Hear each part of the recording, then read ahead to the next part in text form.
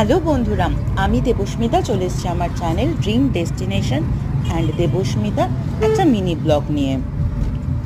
নতুন বছরে সকলকে আমার চ্যানেলে স্বাগত জানাই। বছরের শুরুতে হঠাৎ করে আমরা সকলে মিলে ঠিক করে বেরিয়ে পড়েছিলাম আমার বাড়ির খুব কাছাকাছি একটা পার্কে ঘুরবো বলে।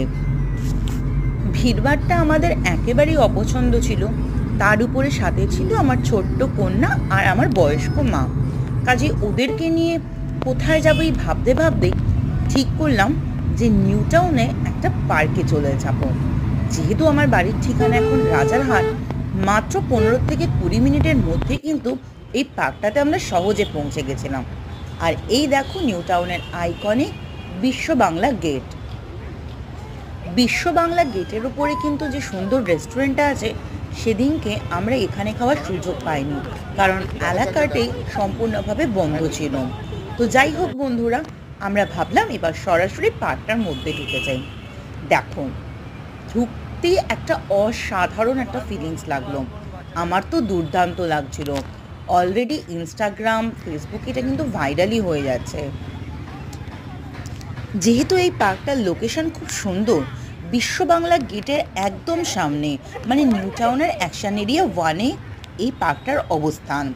তো বুঝতেই পারছো, খুব সহজেই চাইলে যে কেউ যে কোনো সময় পৌঁছে যেতে পারে। উপরই পাওনা হলো এই পার্কটার কোনো প্রবেশ মূল্য নেই। পার্কটার নাম দেওয়া হয়েছে আনবক্স প্লাজা, বাট এত সুন্দর বক্সগুলোর মতো একটা স্ট্রাকচার দিয়ে ওভারঅল যে আর্কিটেকচারটা ছিল না, আমার কিন্তু এটা বেশ মন কাড়া লেগেছে। দেখো বন্ধুরা, কি সুন্দর। আর পার্কের মধ্যে এই মোল্ডগুলো ছিল বাচ্চাদের জন্য একটা দারুণ অ্যাট্রাকশানের জায়গা।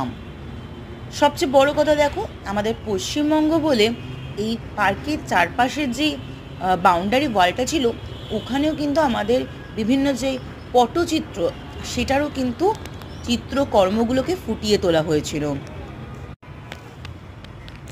আমি কিন্তু সেদিনকে আমার পরিবারের সাথে দারুণ এনজয় করেছিলাম। আর পার্ক থেকে বেরিয়েই পাশে তোমাদের নিশ্চয়ই চোখে পড়ে যাবে ক্যাফে একান্তে। ওখানে কিন্তু স্যান্ডউইচ, কফি বা টুকটাক খাবার খেয়ে নিজেদের টাইম খুব সুন্দরভাবে স্পেন্ড করতেই পারো। চলো এখনকার মতো তাহলে টাটা বাই বাই করে